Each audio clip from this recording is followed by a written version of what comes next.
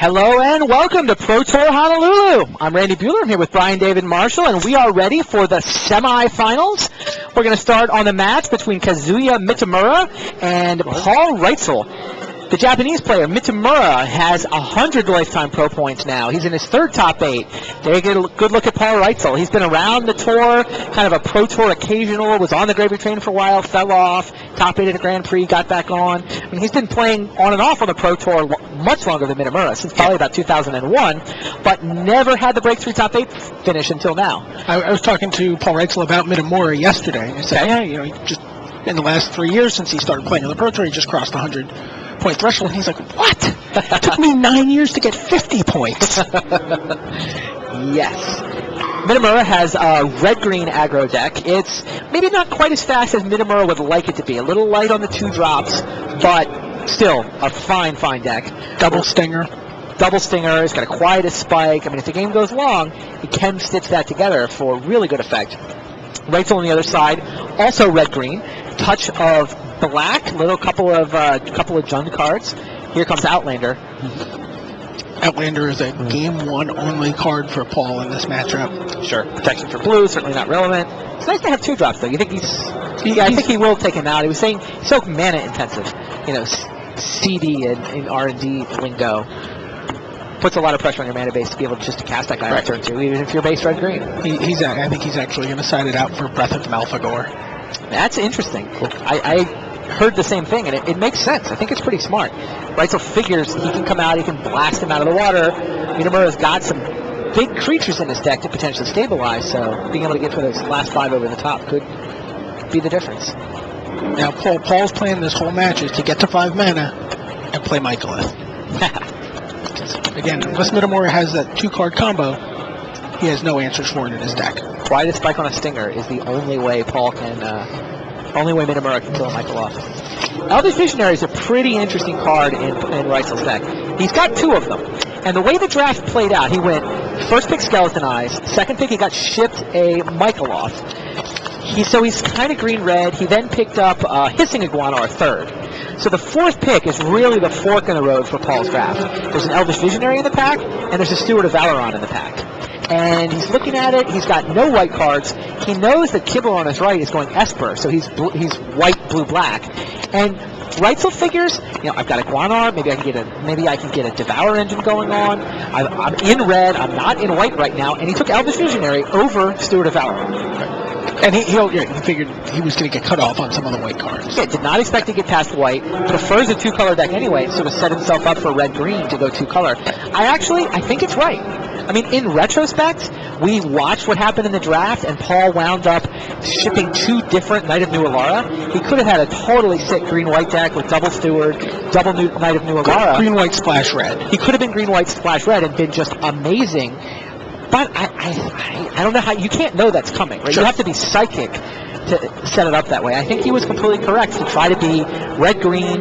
Maybe I'll touch white, maybe I'll touch black. We'll see what happens. But try to be 2-color red-green as much as possible. Meanwhile, Mitamura's zapped the Elvish Visionary with the Jund Sojourners. So they both got a card out of that. Yep. There's Trace of Abundance. Mitamura building up his mana, but not really, again, not coming out super aggressively.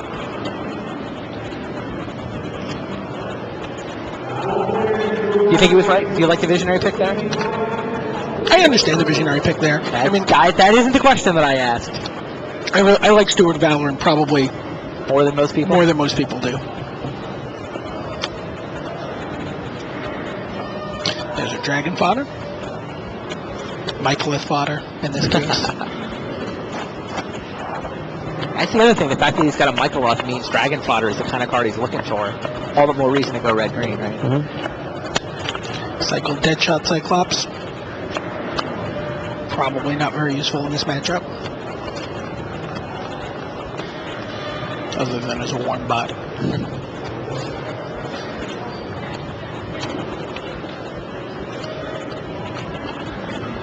Mitamura has basically not done anything this game. It's true. Picked off a Visionary. Cost. 4.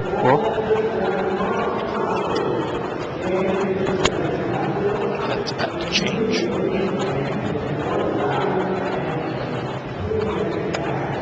Bloodbraid Elf. Cascades into... Wow. Ember Weaver. Ember Weaver really good against Paul's deck. 3-3 first strike is a beating.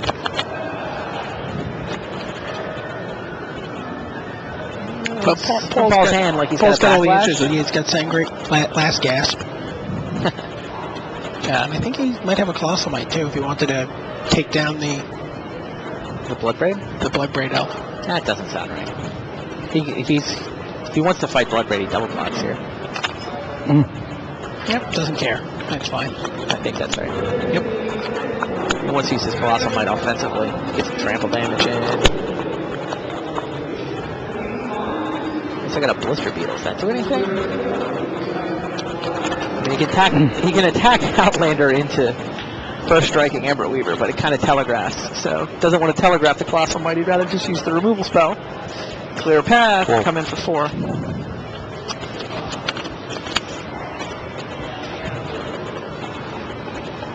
Now what? Putrid Leech. Oh, nice. I didn't I'm notice seeing that a lot of the cards, a lot of the staple cards from this constructed format. As we saw all day long in Block Constructed, Putrid Leech beats up Bloodbraid Elf. To get him in play, the Leech is a little better. Just Minimore is thinking about attacking here.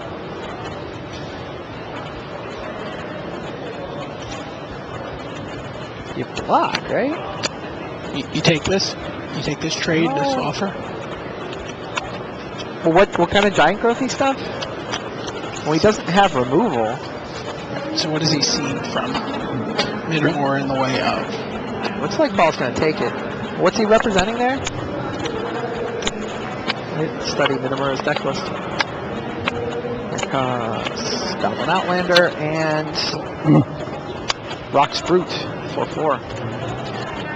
Not sure what he's. Ember Weaver, 1/7 bounty. I'm not sure what he's representing there.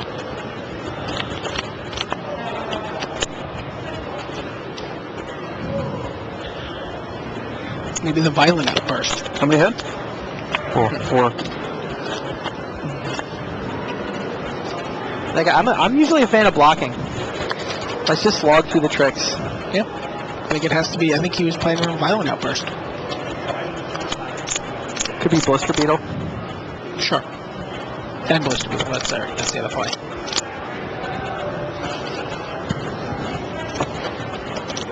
And I'm like, okay, I traded my Putrid Leech and 2 life for Blister Beetle and Bloodbraid Elf. I'm okay with that. Fiery Fall would have straight up killed it. Yeah, I think you're supposed to block there.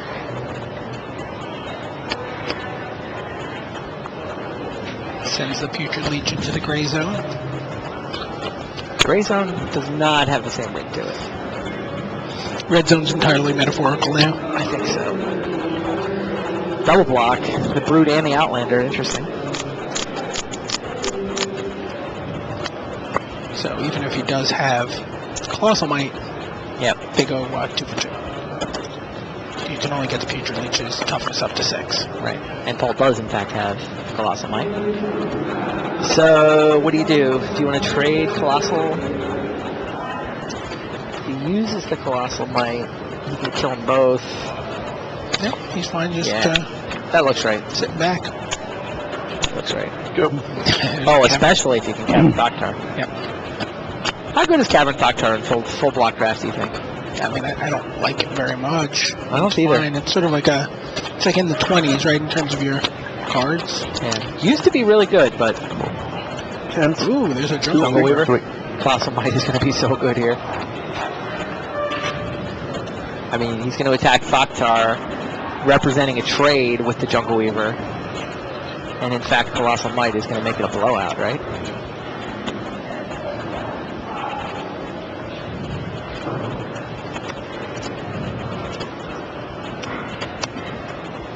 How much red mana does Paul have? 2? Looks like he has a Rupture Spire and a Border Post.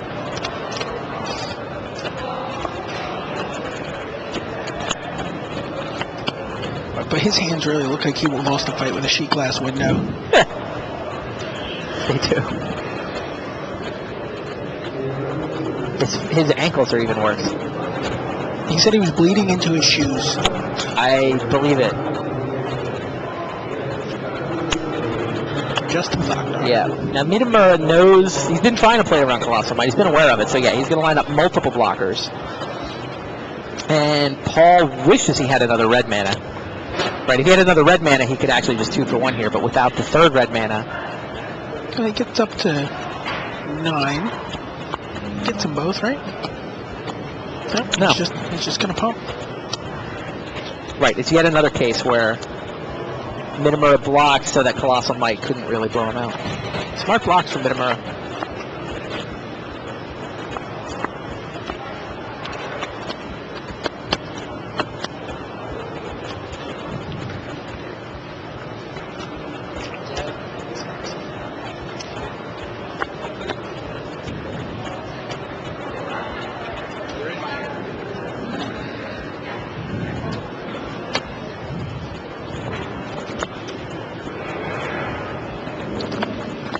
Social Archers for Paul. That was his first pick in the second pack. Yep. Said it was a terrible pack for him. It would have been better 2 attacks ago. That Outlander has just been thwarting all of Paul's Colossal Might plans. Just basically getting the back of the blocker. Right, right.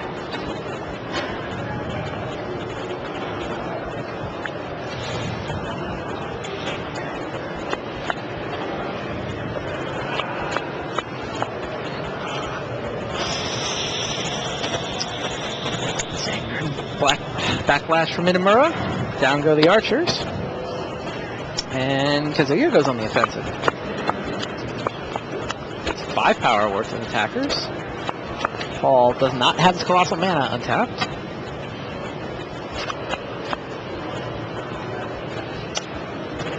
And looks like he just takes it. Is he going to double block Blood Braid? I think he got a double block Blood Braid here. Double block. I'll trade everything.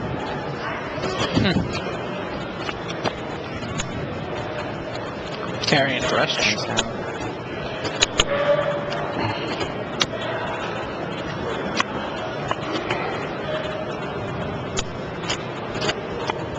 that? Then a Valley ran it. Yep. 6-3 versus a 4-4.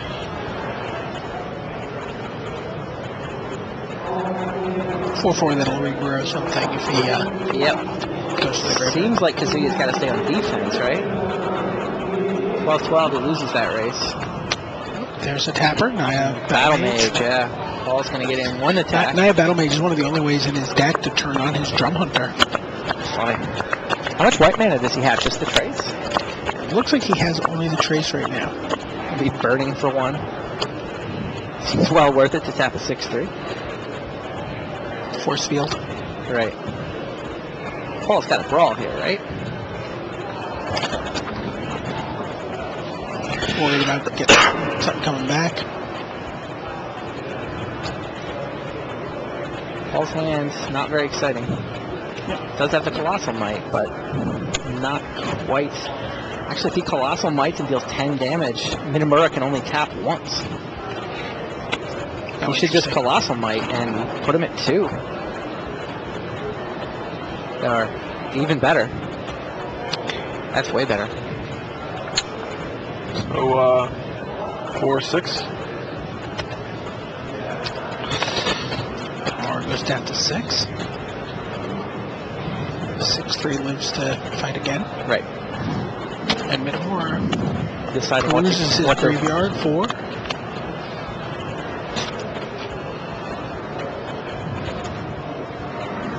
Interesting little sort of attrition-y battle they're fighting Blood here. Braid Elf, don't you? Bloodbraid Elf seems pretty good. I think he had anything. I mean, I guess he had the Rocks Brute, which is a little more substantial. It deals a little more guaranteed damage. Sure. I would Bloodbraid.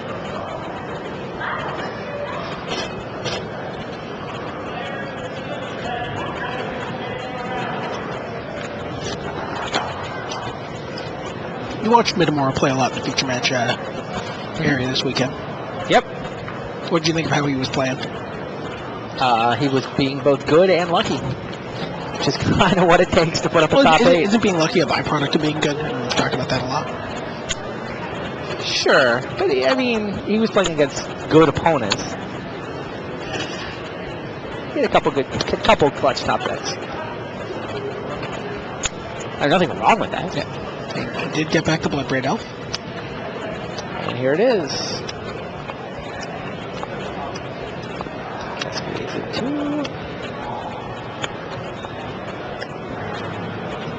2. A stinger.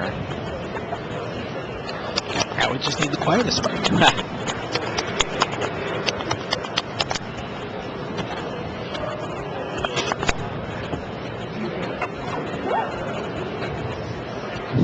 Battle Mage attacks. Was that a second stinger? Yep. Wow.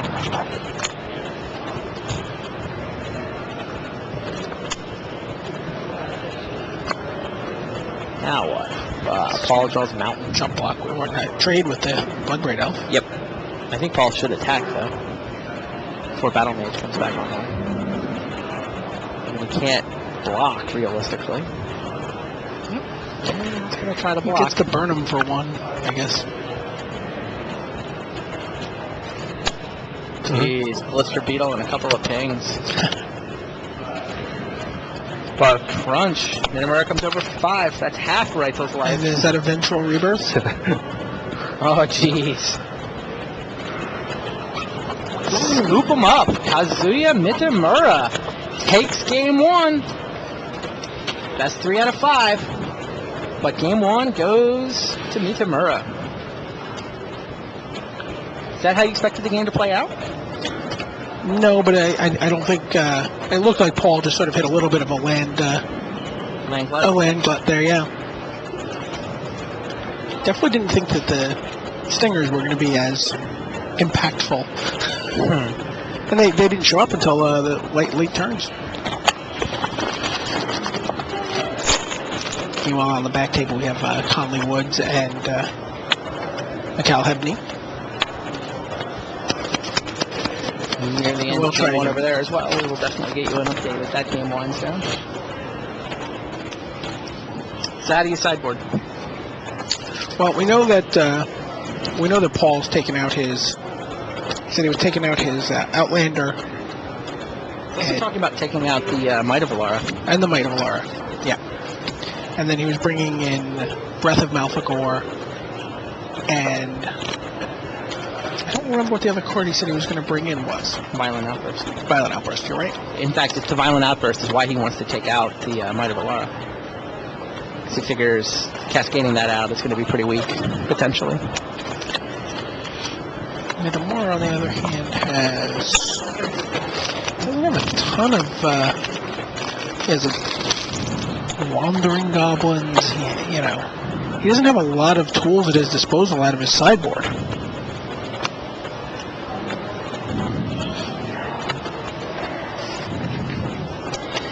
Meanwhile, on the back table, Hebke came out quick. That's what his deck wants to do, but Woods was able to stabilize, swept the board with a Caldera Hellion, cleaned up with a Ridge Lantern, and Conley Woods takes a 1-game-to-0 lead.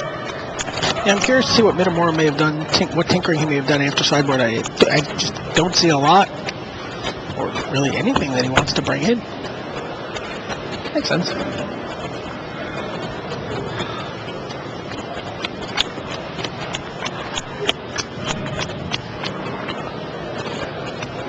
We saw Paul go down 1-0 in the quarterfinals also, right? Yeah, he was down 1-0 and 2-1.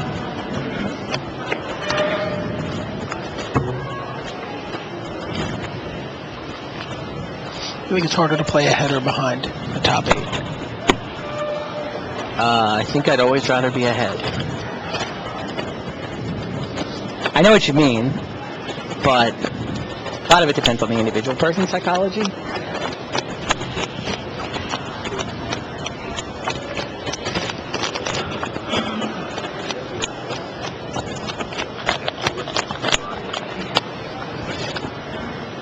I think sometimes when your back's up against the wall, maybe you're a little more liberated to take some chances.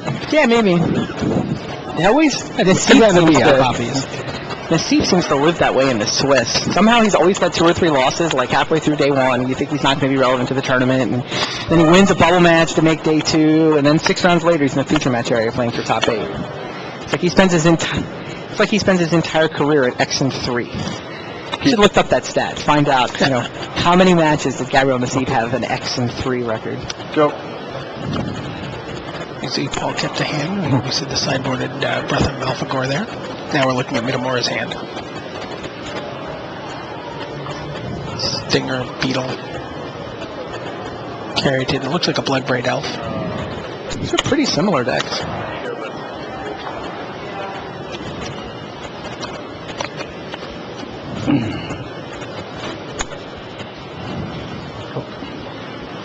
And again, no 2-drops for Mitamura. Right. I mean, he's got Trace of Abundance. We didn't see one from Paul either. Turn 3 Iguana. Here comes the Stinger. That is pretty bad for Paul. Does he have an answer in his hand? Didn't see one. No, it does not look like it. It's got a Scarlet Phoenix. I'll ease the sting a little bit. No pun intended.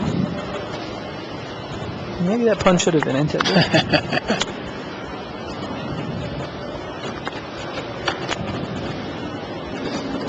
Phoenix can be a little bit of a problem for. Yeah, that guy's going to get big.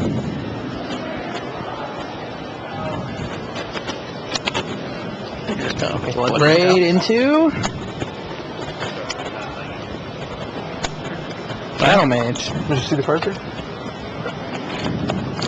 Looks like a Rocks Brute and something else. Drum Hunter. Drum Hunter.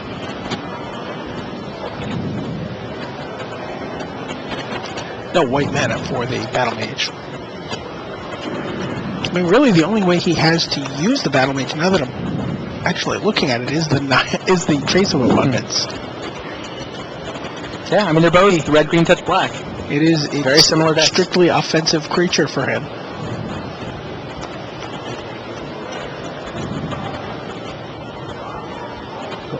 No attack with the Bloodbraid there. Well, you would have to aggressively pick off the Iguanar now.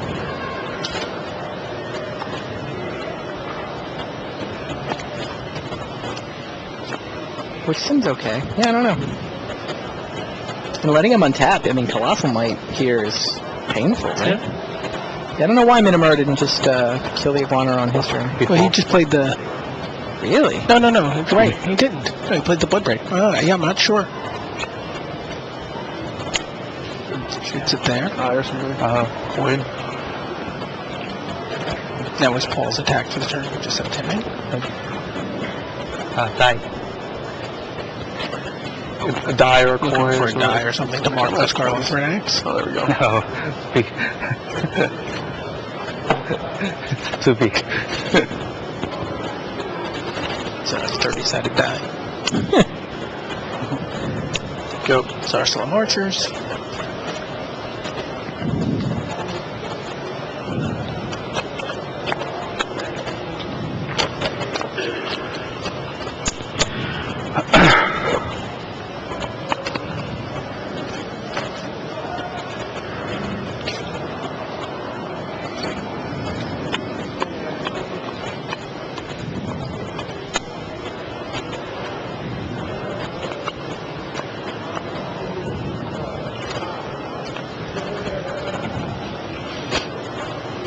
Bloodbraid heads into the red zone. Minamura's got Bloodbraid Elf, Vithian Stinger, and Naya Battle Mage. Battle Mage is half powered up, and it's the red half. Reitzel defending himself with Sarasalam Archers and Scarland Thrinax that has 1 counter on it. Or 29. I can't read that die. Reitzel lines up the Archers as a blocker. Willing to trade. He also doesn't have the white mana to activate the Archer. Right.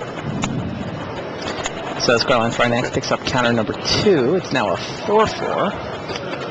Carabid comes down. Pretty big potential attacker. Contractually obligated attacker. It's true. Now, Paul's draws do not seem spectacular. Comes another Valley Ranit. Probably the same one. So last game.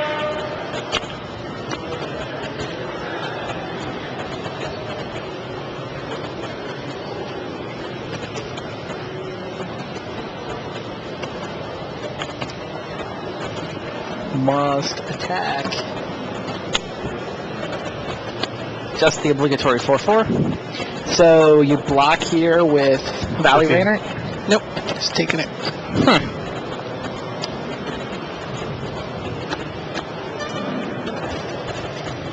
And no pumps from Minamura.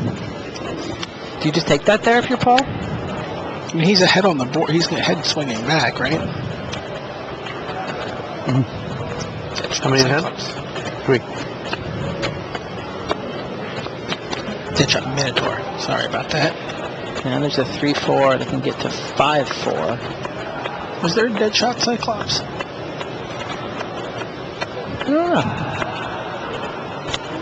There's a Blood Rock Cyclops.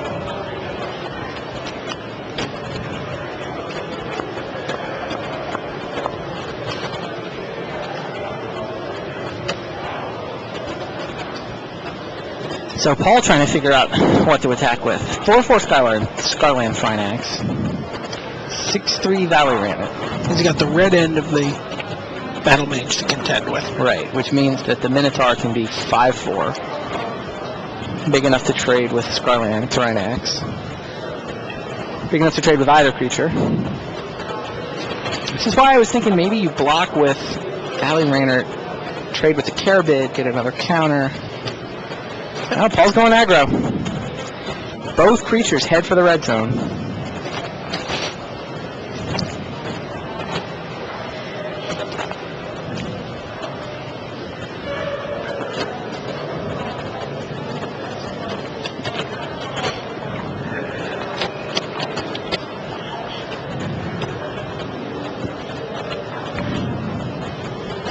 Meanwhile, on the back table, Conley Woods has Flesh Former and all 5 colors of mana. It's 5-color deck doing what it was designed to do.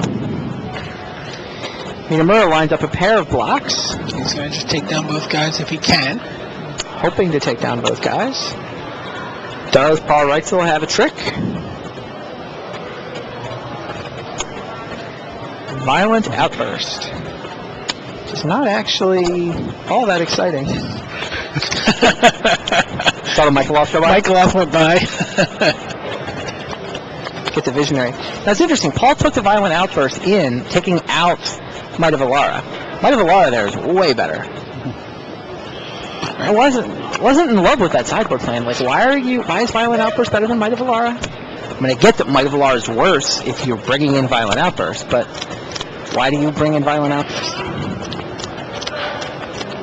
I'd rather have an actual giant growth effect. People fall in love with Cascade sometimes. Just like, oh, we card advantage. Potential free spells.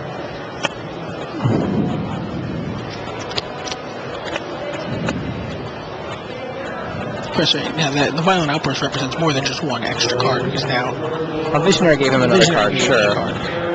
Visionary, can he actually... So he can sack. So the minutes, is that actually enough to get the Scarland Finax big now? Well, the problem is he still has a ping from the Stinger on the ping from the Stinger. So, what happened here? So, what are you doing? Damage on stack? Mm-hmm. Okay. You activate this? Sorry. Sorry. Okay. Both. I think both die. Okay. Okay. Yeah.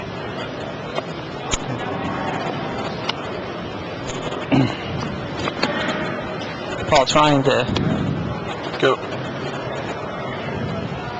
plays Rupture somehow.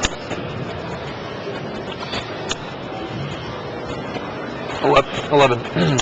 Okay, so what happened there? There's a Jungle Weaver. Oh, wow, Jungle Weaver. Minamura looking great. Yeah, Reitzel smashed in, and Minamura played it where he had the Stinger untapped so that he could either ping to finish off the Reinhardt, or throw a ping on the Freinax if necessary. And the only way Paul could get the Freinax big enough to survive was by sacking the Reinhardt. So that was Mitamura. Paul was hoping Mitamura would sort of preemptively commit his stinger, but he didn't.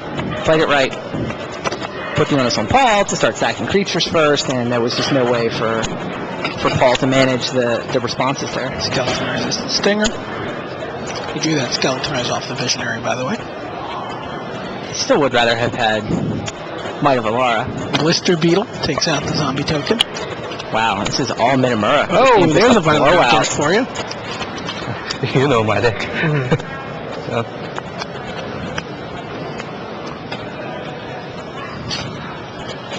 And that's game. Mitamura takes a blisteringly fast 2-0 lead. That's funny. So, Paul's like, oh, let me see what you did. Let me, Right, flip through your violent outburst. And he's like, you know my deck. Right. But Paul wants to see if maybe he catches Some a glimpse of a sideboard sideboard card. I gotta tell you, I did not expect Mitamura to go up 2-0 very quickly. He was definitely my pick coming into the top 8. Right. But listening to Paul, Mitamura was a heavy dog here. Right. How many Americans do you know who claim that their opponents are favored? I mean, it's just nothing against Paul. I'll think of one. But he's sort of the typical sort of brash American bravado and confidence.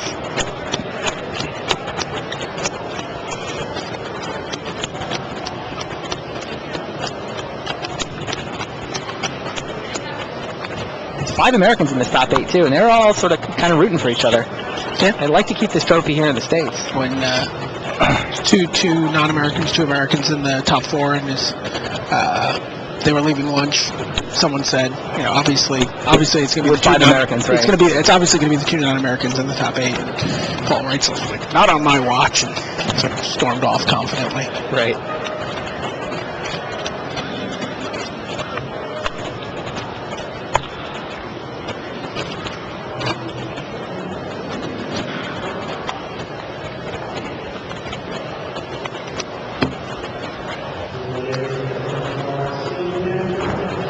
The violent outburst there was a little too clever. I think the sideboard thing might have long road back now.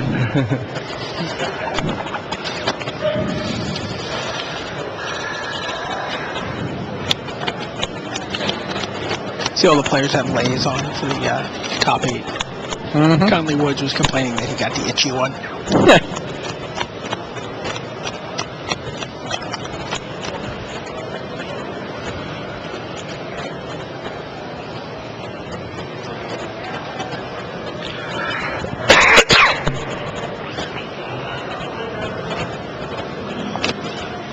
Back on the back table, Hepke has gotten off a Soul's Majesty. So, grip full of cards for him. Managing to fight the 5-color deck even in the late game.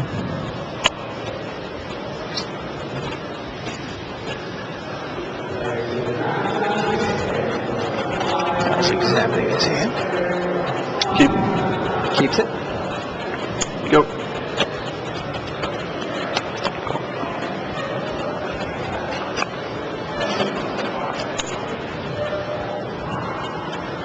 Go. Turn 2 drew to the enemy for Paul Reitzel.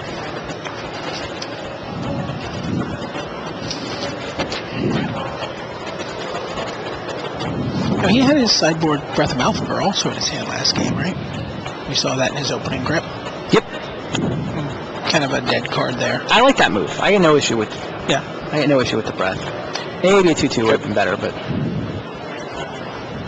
turn 2 trace. See how both players accelerating their mana.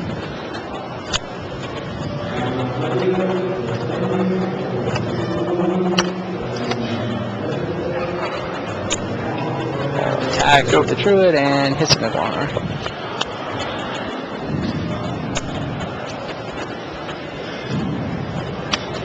A stinger. Oof. Pair of 1 toughness creatures for Reitzel. And this is how Mitamura went through to the semifinals, right? Burn had 2 1-1s. He played Stinger. Yeah. Undid the early work. It's just in. Stingers are still good. And better. One of the reasons people don't pick them, I guess, don't pick them as highly as they were in triple shards is because you just don't get as many of them. So you don't get to double up to kill the 2 times creatures. Yeah, They're he has still 2, fine. great. There was also a stun sniper that went very late at the table. I wonder if Minamore had a shot at that. Yeah, I think he did. But it's not white, so. Meanwhile, on the back table, big Caldera hailing in for Conley Woods. He's up 2-0. This could be a really quick semifinals.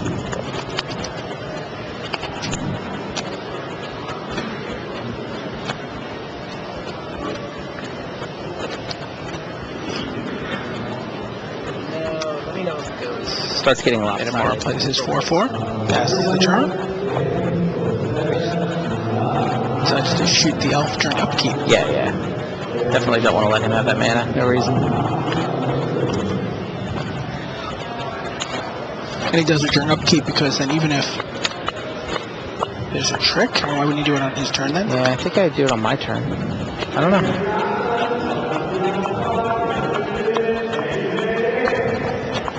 Maybe he just realized.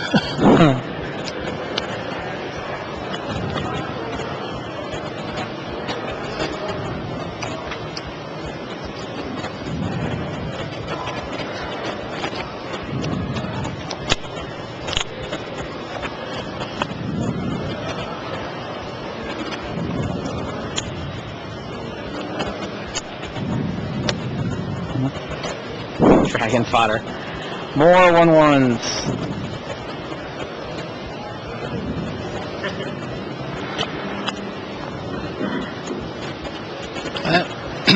He's going to lose his life in 4-point chunks if he doesn't put something out in the way. Yep. 16. Takes it. Interesting. It's a little surprising.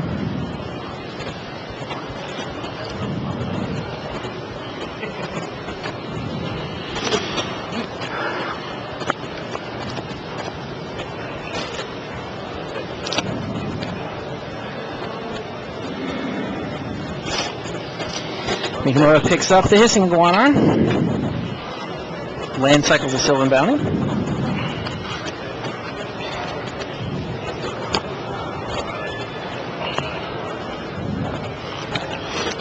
Plays a Draw Hunter. That was his first pick of the draft. Yep. Wasn't a great pack. Following it up by Stinger felt pretty good, I'm sure.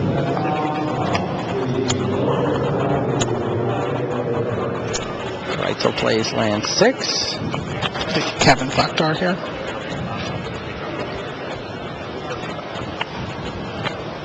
What he needs is a Michael off. Right now.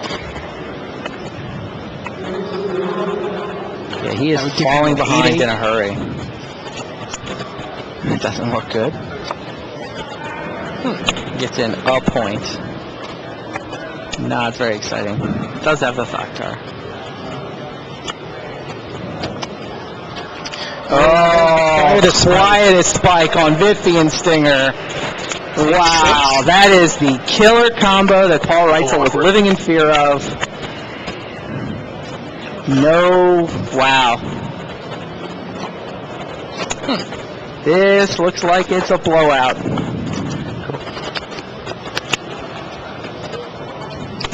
Even a Michaelith cannot save him now. No, sure looks like Minamura's gonna, there's the hand. Wow, big smile. Kazuya Minamura in his 3rd top 8 is now gonna play his 2nd championship match. He'll be playing in the finals. Will he be playing against Mikhail Hebke of the Czech Republic? Or will Conley Woods survive as the lone American through to the finals? 5 Americans got into this top 8, but there's only one left in the top 3. Yokohama, I'm finalist. You want to win this time? Yeah, I want to be champion. Yeah. Second. Yeah, Minamura is very, very aware of that Yokohama finish. He was not happy with the way that one ended. We're going to move Woods and Hebke up to the top table. That way we get our good overhead camera shot for you. Whew, 2-0 in favor of Woods, 3-0 in favor of Minamura. These could be some pretty quick semifinals. Well, this has been a fairly brisk weekend tournament-wise. It's true. Both We limited finished an format hour and and the a half ahead constructed. of schedule each day. Hour and a half ahead yesterday. Yeah, it's a very All right. fast format. Well, let's talk about the guys we've got in this last match. Conley Woods, Fort Collins, Colorado, the lone American left of 5 who started this top 8. He's 22. He's got some pro points from some Grand Prix. So I was talking to him over lunch. He's qualified for about 7 or 8 pro tours. Really? He's got a very high rating. Okay. He basically doesn't lose in the state of Colorado. Continues to do well at GPs. He's continually qualified on rating. Okay.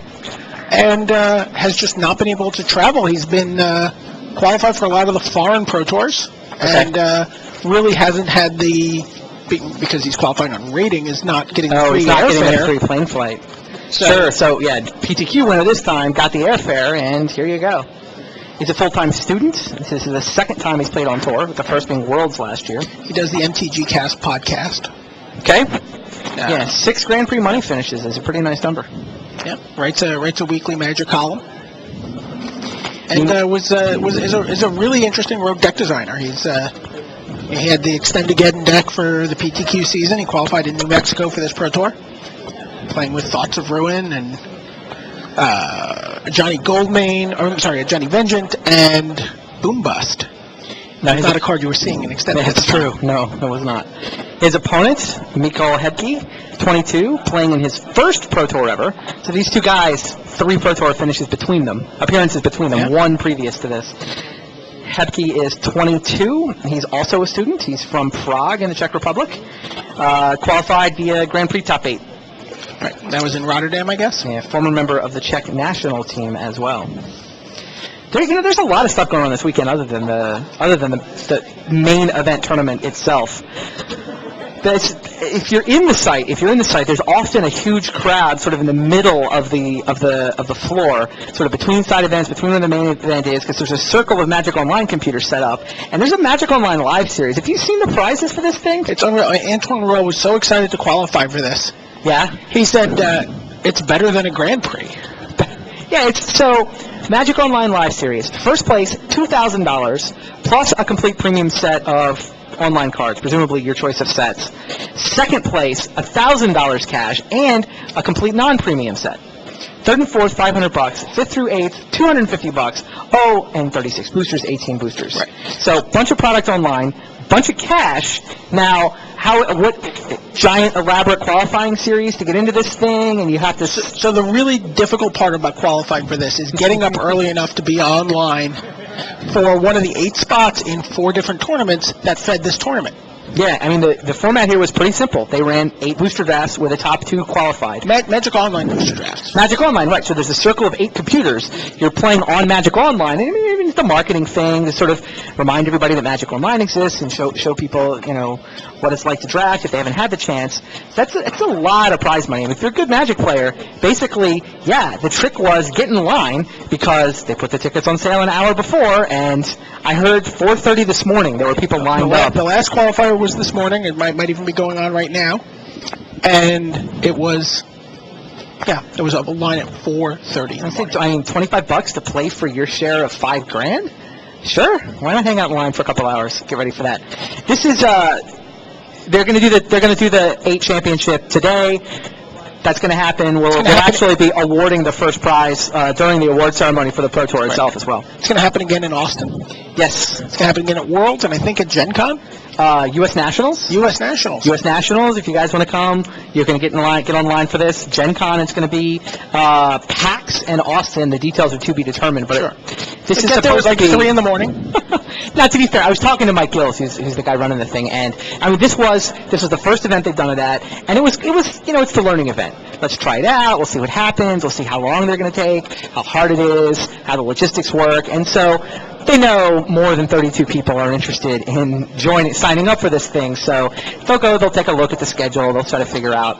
I think the details of exactly how it's going to work at these other events they're going to be worked out when those guys get back to the office. But there will be a live series at all the big Magic events this year. Nationals, Gen Con, PAX, Austin, sort of everything stateside is going to have this. Definitely something to look out for in terms of side events. Sure.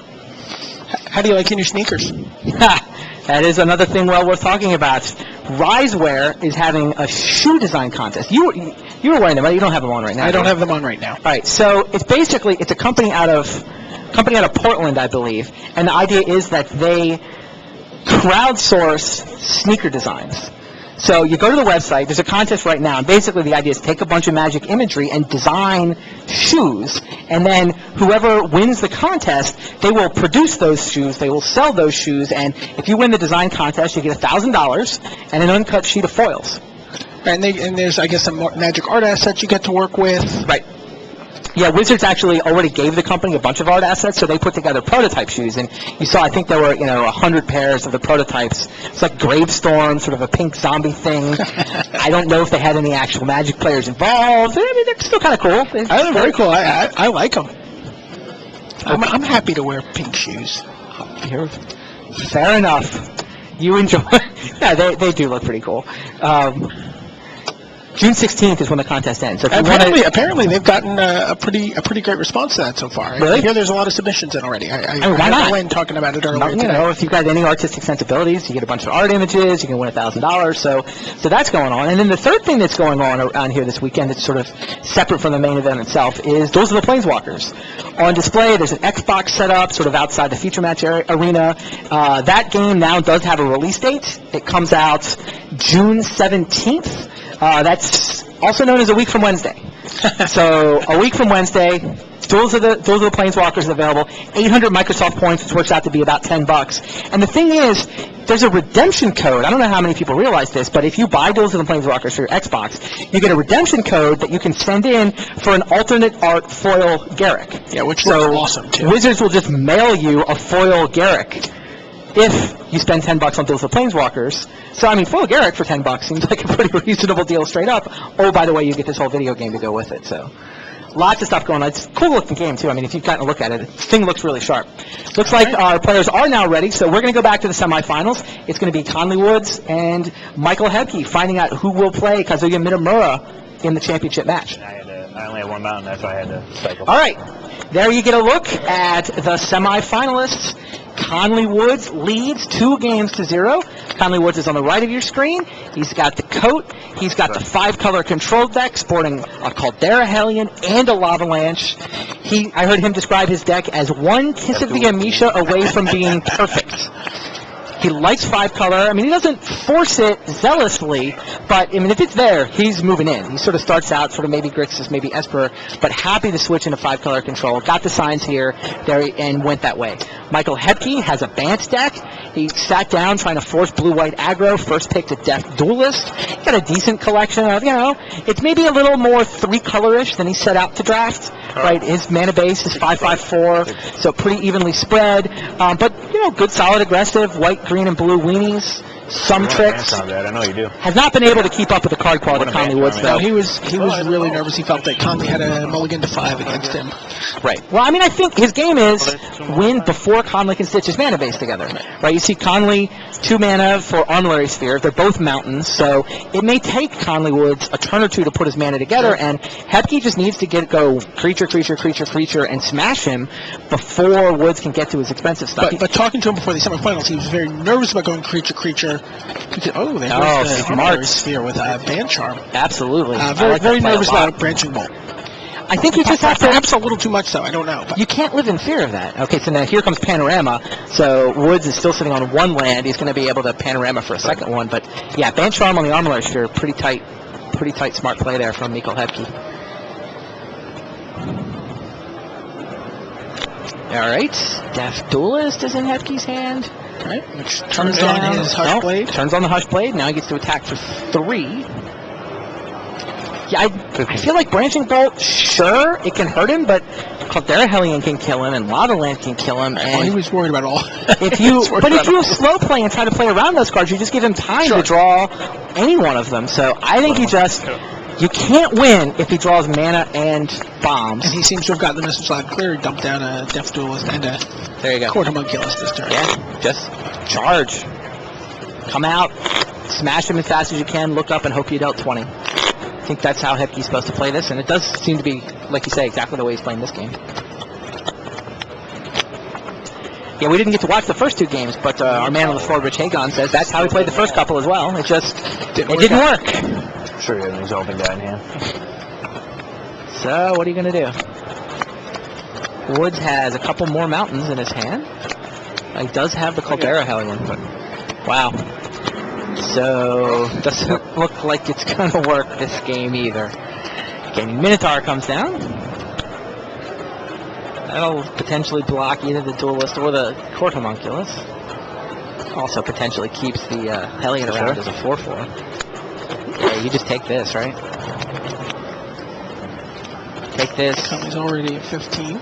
Yeah, but now you can land Hellion and wind up with a 4/4 when the dust settles. No ball. Okay. That's Well- exactly what Colin does.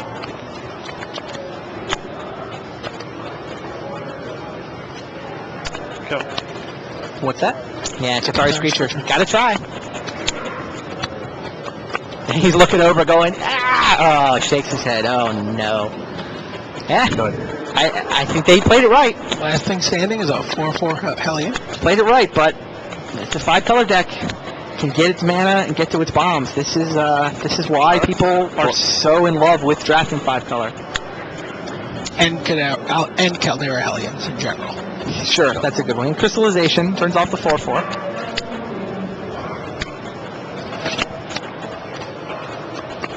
Yeah, and then the way Woods has got his deck built, he's done some really smart things with it. Was that Flesh Former on, what, 3 colors? 3 colors. Woods has a bunch of cards in his deck like Ridge Runner that aren't normally very exciting, but like from this position, it's awesome, right? Yeah. No, he considers those cards his finishers. Yeah. He pointed to the 2 Ridge Rannets. He pointed to the Grixis Slave Driver. 2 Pal Recluses as well, He's I got 2 believe. Pal Recluses. All of those cards were sort of his finishing package. Right.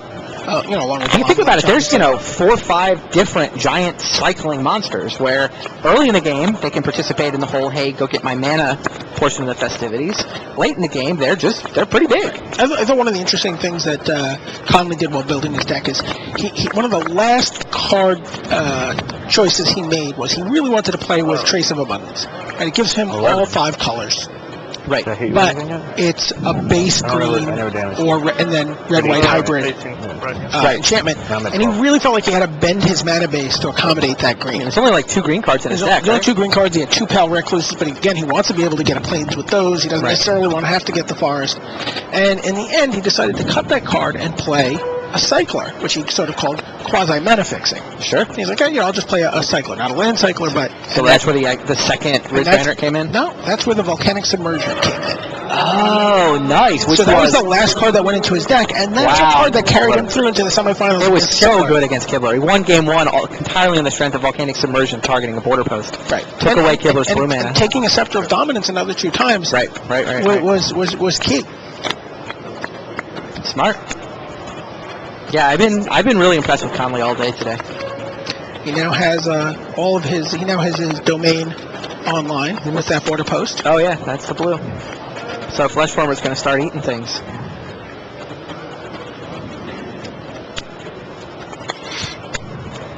How many kill spells do you have?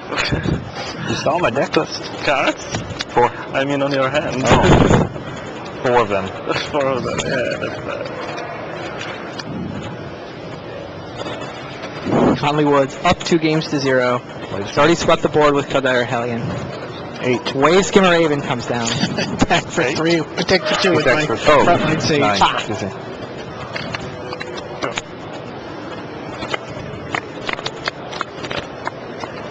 Conley is down to 9 here. 6/4 or killing sage.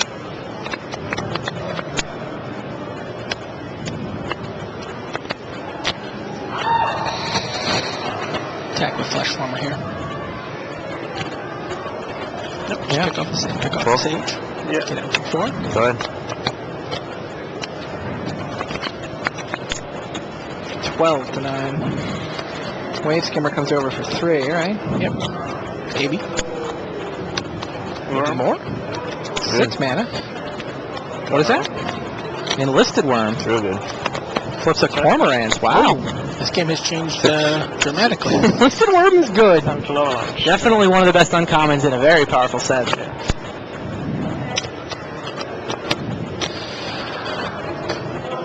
Yeah, all of a sudden, 6. He can survive. Flesh Former the next doesn't- attack step.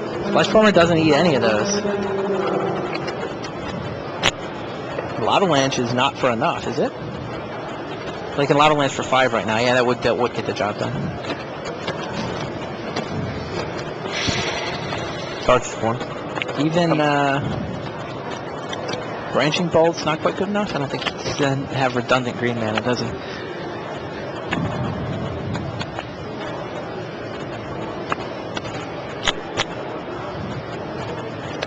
He may actually take a game, despite the Caldera Hellion. Again, they're coming out early, getting a lot of damage in under the... Right. There's a Screecher on Earth still sitting in his graveyard, too, right?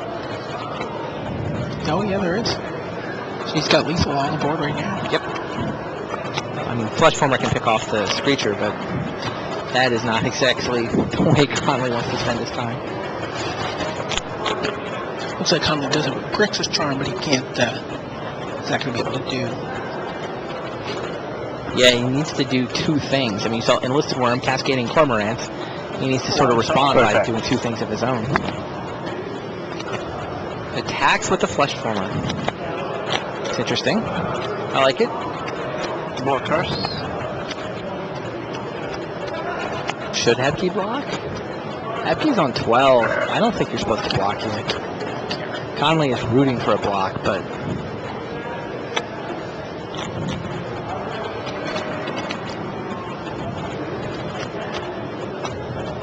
Hebke's tempted. Does block.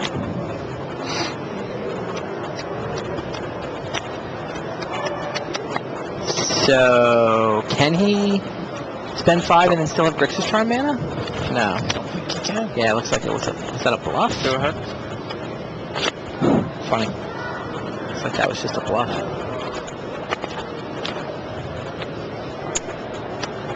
Strix. The Parasitic Strix off Fairy Mechanist. I guess he was hoping he'd put the Enlisted Worm in the I way. play Landless too. Yeah, probably. Because the problem is, if he I don't think I did. uses I play his mana Landless to then. kill the Esper Cormorants, then He he's dies just to the finished other off stuff. by the... Cards. 4. Finished off by the Enlisted Worm and the Screecher.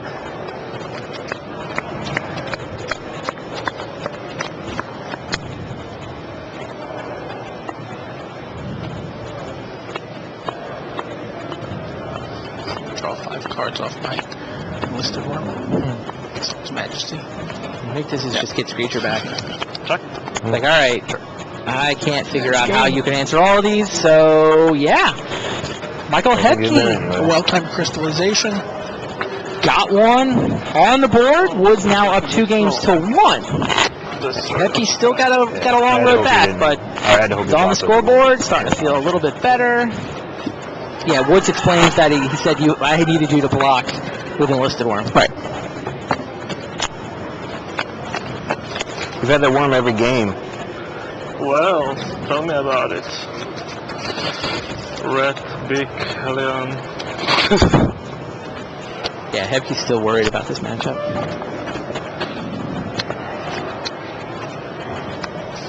But now he knows he's capable of winning.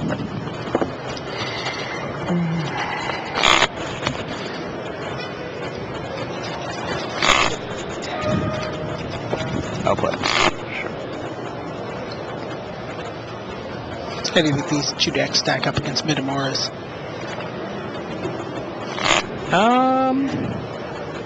I think Conley Woods has the best deck. No, that Band Charm was what won you the game for sure. Yeah, there you go. Ban Charm on Armillary Sphere. That was key. That was huge. Has a lot more flexibility. He's able to do 2 things in 1 turn. We're not going to have a Beach House winner. We are not. We had 3 Beach Housers in this top 8, right? We had Gregoire in the Belgian Beach House. We did the feature on. Well, let's be fair. After the last Honolulu, everyone took a beach house. I'm sure these guys have a beach house. Somewhere. Everyone came here and took a beach house. You know, your players who were coming who weren't even qualified. There were a lot of Let's unqualified take an players running LCQ around. beach house. We'll take a beach house. We'll brew for the LCQ. See what happens. Hang out, draft, swim. a It fine was point. a very compelling meme to come out of the last Pro Tour. Absolutely.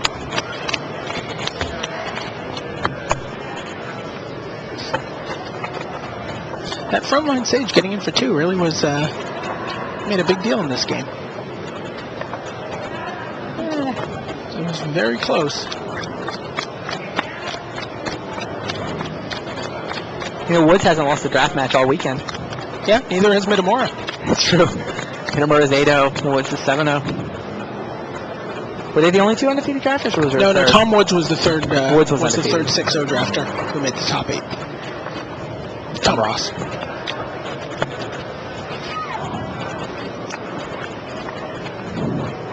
Did both the 4 and 2 drafters go 4 and 3 with quarterfinal exits? They did. It was Kibler and Zach Zach Hill. What do you think of the whole split format thing? Now our second Pro Tour in. I really enjoy it. Yeah? Yeah, I really do. It's interesting. I mean, you see someone like Conley Woods come into the event, and he has a reputation as a deck builder. Right. And you turn around and doing a deck tech with him. You say, "Oh, how do you feel about draft tomorrow?" And he's like, "I went 6-0. I feel pretty good about it." It's interesting to see players have to be, have to do both. two areas of expertise. Right. I mean, there's some players who don't like it. Zvi is not a big proponent of it. Zvi would have been much more likely to come to Hawaii should this be only block constructed, a format he's historically mastered. True. But I think if John Finkel was here, which he was, I mean that's someone you would not expect to see at a split format event. So I take that as a vindication for the format. Not a combo. Yeah. Looks like Havke's going to mulligan. How did Finkel get talked into that deck? I don't know. I think he said it didn't require a lot of thought. It wasn't a very complicated deck. It was kind of like a gamble. If the deck is good, Right. then it's just very very straightforward to play. Sure. It didn't require a lot of preparation. Yeah, Finkel ran the Rip Clan Crasher Belly Moreno special. The idea was to be even faster than the aggro Jund deck, I guess. Billy likes appropriately costed to 2-power haste creatures. Yeah. This deck had 2 rares in it? Yeah, I think so. I'm not sure what they were. Exotic Orchard, maybe? Possibly. Yeah, even faster than the Hackblade deck was, in fact, Billy's the right defense of answer. the deck. He feels like they should have even made the deck a little more aggressive. He felt like the Bloodhall oozes should have been in the deck. Okay. Still, both Green, White, and Esper seem better, right? Green, White aggro is only 2 colors, and the creatures are almost as powerful. There's no argument that the best deck for this tournament was Green White aggro, right? Well, I think you can make an argument for Esper Stoneblade. I mean, it actually put 2 people in the top 8. Sure, but I'm with you in that I think Green White was sort of better in that it was more consistent. But the Esper Stoneblade, it was more if you could just manage to draw basic lands in each match, I think it was better. It's a little more inconsistent with the mana because of the whole border post basic land interaction. You can't get enough basics into your deck to actually support the border posts. But hey, sometimes you just got to go for it. I mean, both Kibler and Reitzel had this. We'll see what happens, and they got there. Ran good all weekend. All right, game 4 is underway. Hebke looking at a fairly expensive hand. Yep. Oh, I didn't see that guy. That's actually a very good hand. Vidalcan Heretic. 1/1 Ophidian. That could be really good against 5 color, right? You're going to spend this time fixing your mana, and my beatdown creature's going to draw me some cards? Conley needs to find an answer for that guy very quickly. Yeah, I would think so. Yeah, he does have 3 2-power, base hill giant creatures. He's got the whole cycle of Wooburg activated. Sure. He's got the black one, he's got the Paragon, he's got the... First, right? and there you go. Platformer. Yeah. Paragon of the Emission. Dragon Soul Knight and Fleshwarmer. Those were the cards that really convinced him that 5 color was open for him. Yeah, he got them 7th and 9th.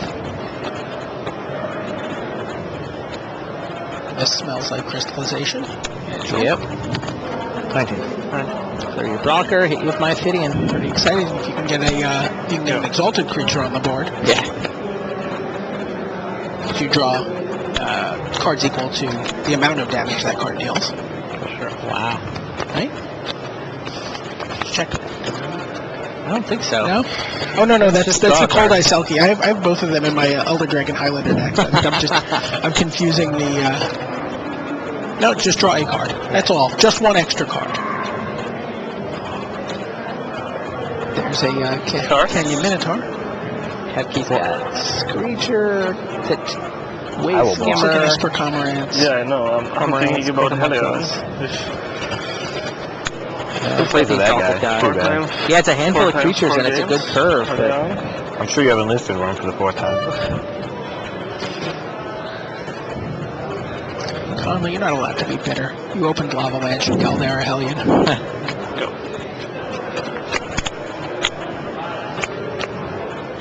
yeah, Hepke really worried about the Caldera Hellion. He's just got a grip full of monsters.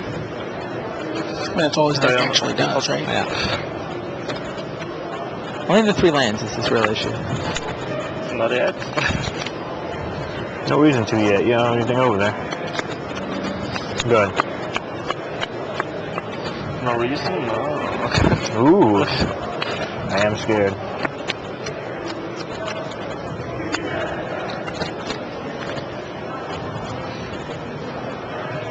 Oh, seriously. Do we have Helion? It's in my deck somewhere. Is it in my hand? I don't know. You liar, you know it. You're right, I do.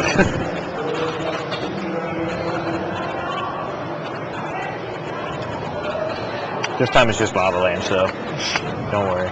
Yeah, that's right.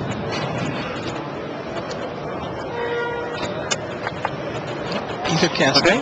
Attack. Get in for 3 in the air. 3, 16. 16. Go.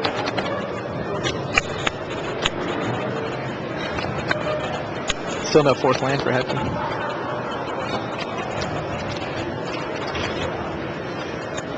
Couple removal spells in hand for Right. Yep.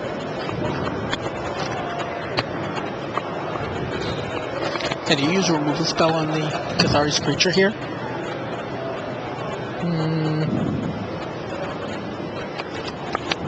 Attack. Okay. Fiery Fall. Yeah, I like it. I think so. Just doesn't want to get too far behind. Same sort of what happened to him last game. Yep. Yeah. Go. Cormorants come down. 4th land and the Cormorants for Hepke.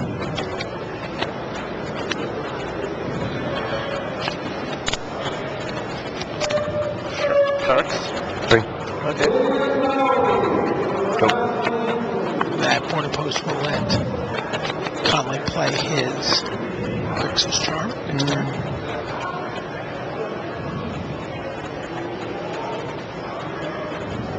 Frontline creature. Attack for 5. Yep. Attack. 11. Go. Hepke's, I mean, talking a good talk of wanting to play around Caldera Hellion, but Pretty spicy. uh-oh. Spicy, you say. He's just coming out aggressively like he has to.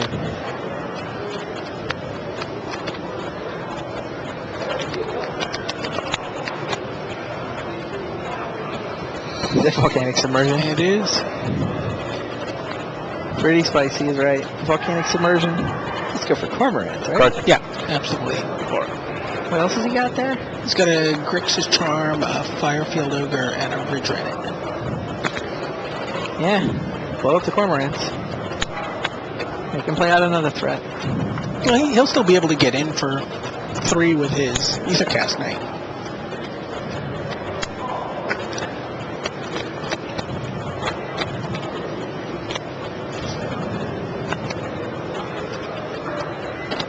And that'll go down the next turn, probably to the Grixis Charm. Nope, Grixis Charm. -4, I guess. But he's got to hold on to the Volcanic Submersion, I Okay. guess, in out of respect for the Obelisk. Obelisk. Sure. Makes sense. Draw. Yep.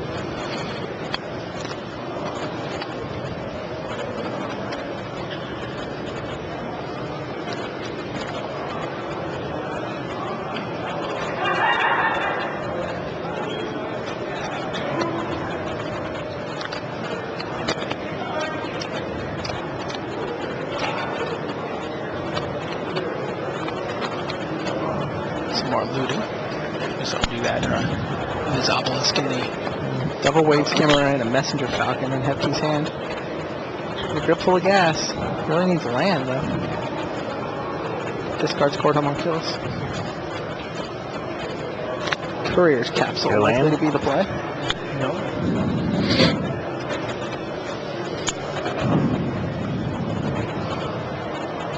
Attack for 3 here. Yep.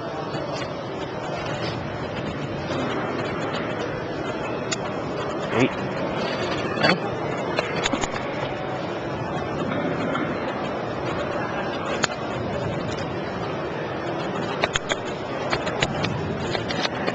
Charge. 4. 5. So you see what Conley was talking about the Cassidy machine. He really doesn't have a lot of card drawing in this deck. He just has a lot of good cards. Sure.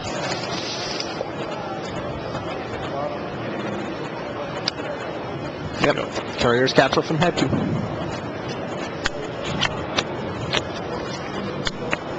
Just 8 life left for Conley Woods. I don't think he can afford to hold on to Submersion and wait for Obelisk.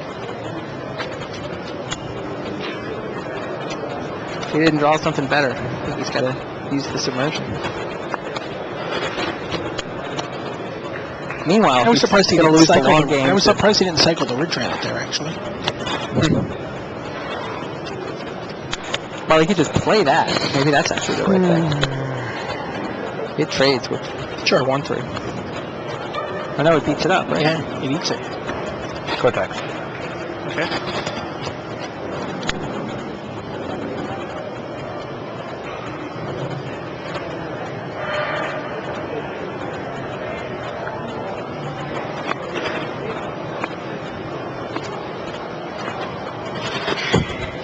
Already does have 7 mana looking at the border posts. Right, right.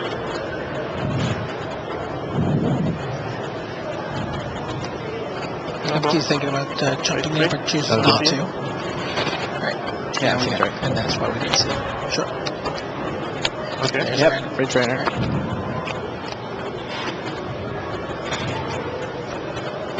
Maybe I like cycling too much. This guy's, I mean, once you've got 5-6 land, you just kind of want to summon them.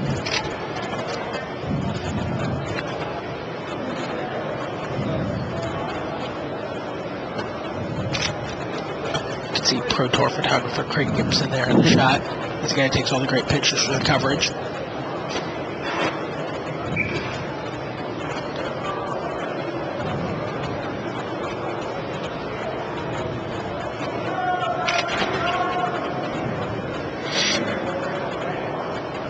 It's a big That's for smile you. from Conley.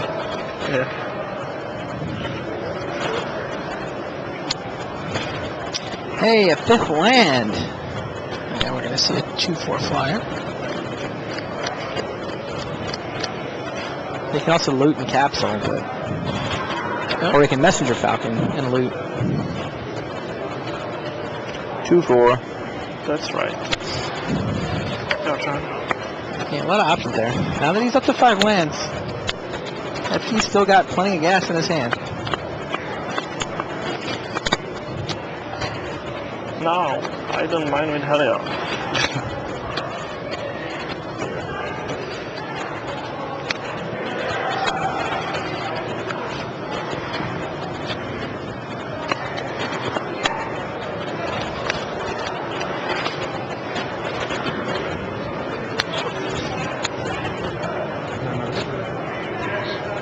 Oh, sure.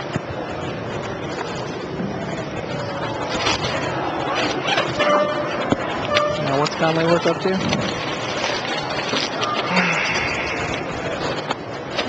Apparently you have a damaged sleeve, so Stop here.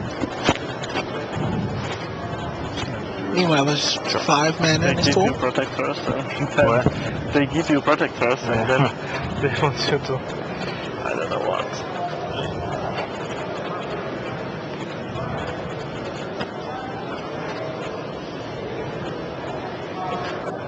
So what's Conley Woods doing with that 5 mana? Yeah.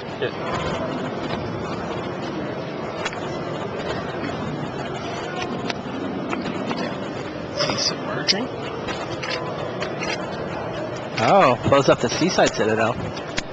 Sure. That's the only source of white mana. That's interesting. Huh.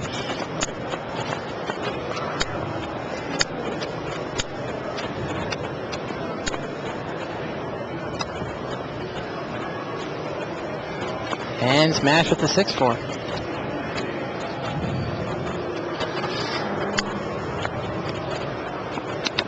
Hepke just chumps. An interesting little turn there for Conley Woods. Oh, Molten Frame takes out the 1/3. Exalted guy as well. So now it's not 2 hits for Hebke with the Right.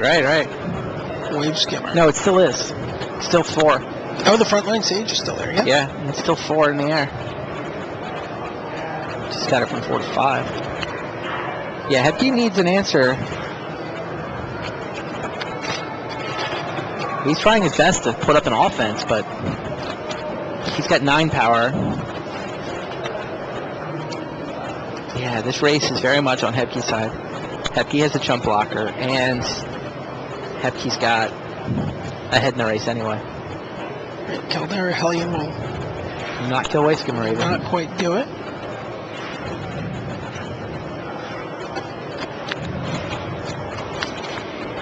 Messenger Falcon requires white, right? Yeah, no, it's green. It's in a green-blue hybrid, must have white.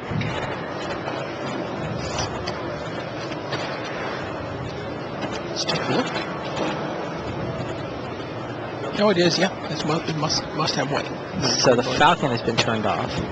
The Aven has been turned off. Hepke's hand, he drew an island. His hand is, I don't think he can cast any of those spells.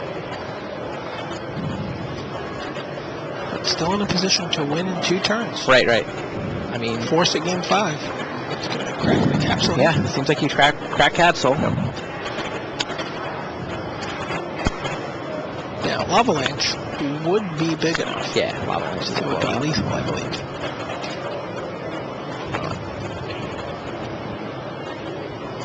Not quite, but almost. Plains. Courier's Capsule does deliver up the plains that allows Hepke to cast the rest of his hand. But not this turn. I mean, Conley Woods bought himself a turn there. Sure. Takes 4. All right. Can Conley Woods top deck an answer? Okay.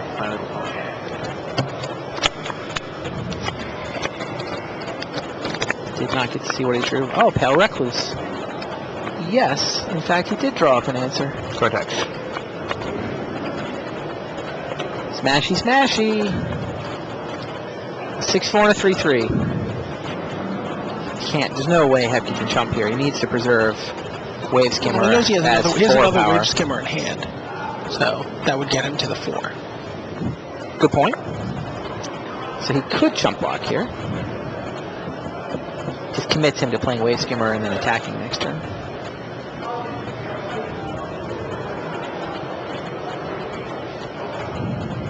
No blocks. Oh, he still has a Screecher in his graveyard, too. So he took it, decided not to chump. And the other card he drew was a Bant Charm. That's game 5 on the Is it? on the way. Oh, Bant Charm removes the Pale Recluse, and Wave Skimmer evens it up. Michael Hepke takes game 4, evens this match at 2 games apiece. This looked like a blowout when we came over a couple of games ago. Conley Woods was up 2 games. Conley Woods got Caldera Hellion to sweep Hepke's board in game 3. I thought we were off to the finals in a quick 3, but all of a sudden, the Czech player, Michael Hepke, all the way back, 2 games apiece, and now we head off to game 3. Yeah, so that sequence at the end, if you didn't quite catch it, Conley Woods attacked for 9. Hepke was debating, should I block with my front line? Sage decided, no, I'll just take the 9 damage so that I can, in theory, attack for lethal with Wave Skimmer Aven. Conley plays Pale Recluse, Reach Creature, which can block the Wave Skimmer Aven, but off that Courier's capsule, not only did Hebke draw the white mana he needed, he also drew the Bant Shard that he needed. Pal Recluse to the bottom, and Waveskiver Avon is lethal. Nice sequence of plays for Hebke. Yeah, it was. I thought Conley Woods played that game really well, by the way. I was very impressed. I mean, he didn't draw any of his bombs. He's being attacked by better creatures, and he actually maneuvered things where he was going to be able to tempo a win. If Recluse sticks, now here comes Ridge Rannard again, here comes Canyon Minotaur again. Conley Woods played that game really well, but Hebke, he got kind of lucky off that Courier's capsule. Yeah, he just perfect card at the perfect time. I think that is what Courier's capsule's for? Just be 2 cards luckier than the other guy? Well, we were just talking about that Conley Woods deck. He doesn't have that. Just doesn't have that ability to dig through his deck. It's true.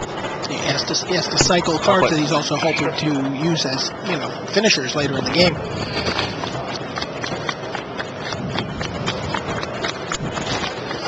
Conley will be on the play in the final game here. I'm sure he'd like to see his Lava Lanch. Yeah.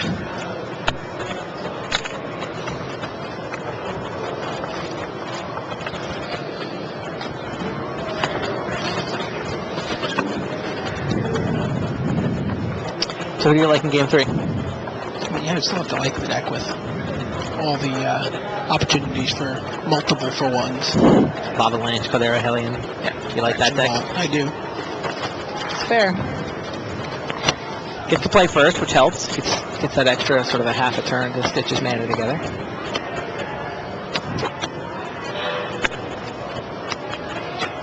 So that's 2 games we've seen Bancharm be just big for Hebke. He got the Armillary Sphere in the previous game and kind of set Woods back. Wow, mulligan for Woods here too. Yeah, Bancharm has arguably won both Game 3 and Game 4. Nailing the Armillary Sphere in Game 3 and removing the last blocker in Game 4.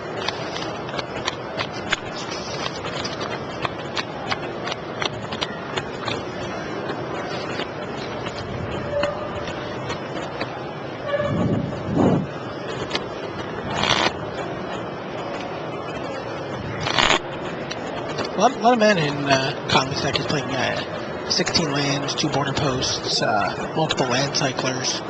Sure. One of the things I thought was interesting talking at the Armillary Sphere was talking to some of the 5-color players was they were playing even fewer mana sources because of all the land cyclers and the spheres and whatnot.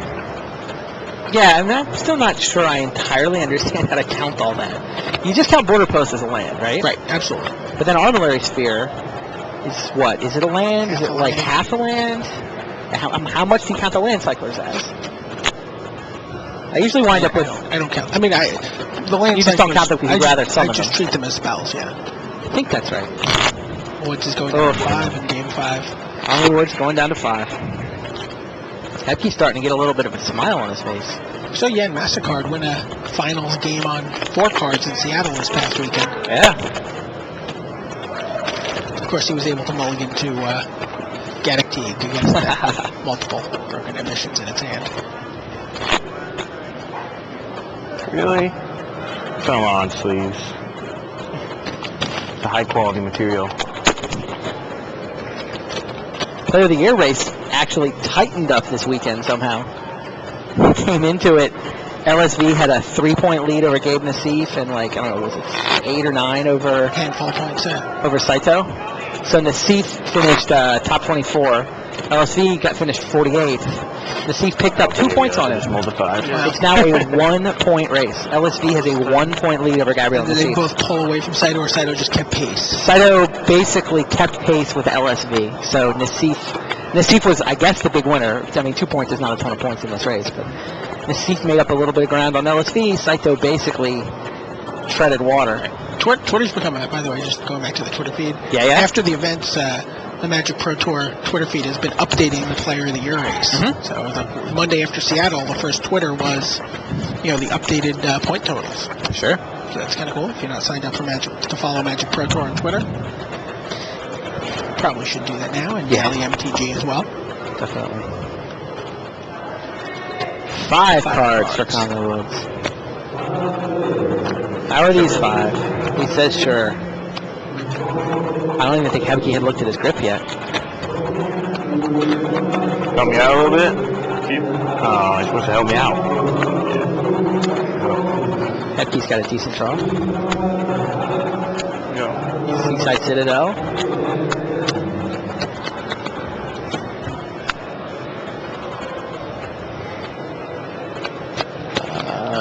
Bunch of land and a parasitic trick for Conley Woods. He's got 5 lands, so. Island on the end.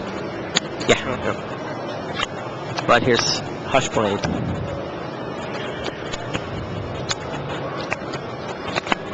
Sit back on his tricks. Doesn't have an island.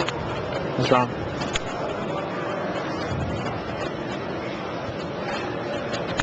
Surely, I mean, you'd play Strix there, right? I'll take 4. 3.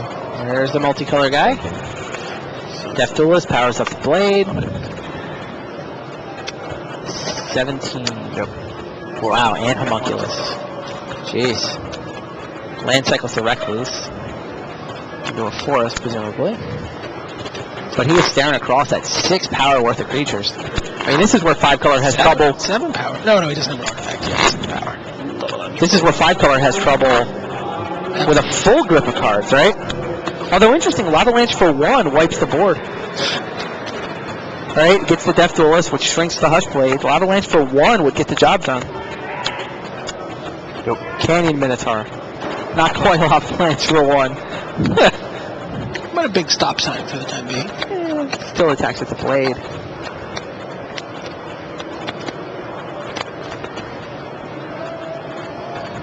Yep. Crystallization. For 6, 11. Smash. 11. Woods basically needs to top deck Lavalanche. We haven't seen him play it yet. Full domain. There's all 5. Strix. Yeah, he's in desperation block and hope mode. Is Hebke actually going to win this match? He was down 0-2. He was distraught, not sure he could win a game, but he just kept plugging along. Attack, attack, attack. Hope. Put on pressure and hope you can't stitch it together. That was the plan. Destroy our bottom. And Bant Charm once again. 5. Go. Conley Woods down to 5. Knox. No. Wow. Michael Hebke through to the finals. Wow. In his Pro Tour debut. In his Pro Tour debut, he'll be taking on Kazuya Minamura, the hottest player in this top 8. There will be no Americans winning this Pro Tour. The Pro Tour title will leave the States despite 5 entrants into the top 8. They go 0 for the final 2, and it'll be the Bant aggressive deck from Hebke versus the Jun from Minamura. Red-green versus blue-whitish. There's a pretty loud contingent of Czech players around, too. Well, we've been seeing more and more Czech cheering. players on the tour over the last year. Seeing them at the top tables. Definitely. Seems like Martin Juza has been the guy who's maybe at the forefront of that, but Zadokai joined Juza in the top 8 in Berlin. What was it? Brohan has also got a top 8 here. We see him taking a victory lap around the area with Martin Juza. Absolutely, yeah. Wow. Good match of magic. He really was distraught about this matchup coming into the semifinals. Right. It was a tough one, no question about it. Yeah. Conley Woods had a great deck. A lot of people thought Conley had the best deck in the entire top 8. Yeah, Zadokai is actually from the Slovak Republic, not Czech. But I mean, it's all sort of one circle of playtest partners. It's like Frank Karsten is an honorary Belgian this weekend. Sometimes these lines get a little blurry from an international politics point of view, but what are you going to do? So, we are queued up for the finals. What do you think, Hebke or Minamura? That's a tough one. I picked Minamura coming in. Yes, you did. And I'm gonna stick with Minamura. I like the way Minamura's been playing all weekend. I think I agree with you, but it's going to be a battle. I mean, it's going to be a good match. The Vithian Stinger seemed like they're very, very significant in this matchup. That's true. Can't do anything about Death Duelist, but we'll see. He's got some fat. Yeah, the players are going to sit down, start shuffling up. We'll be back for the finals very short. We're going to take a really quick break, maybe 5 minutes or so, and we will be back with the championship match for Pro Tour Honolulu, so stay tuned.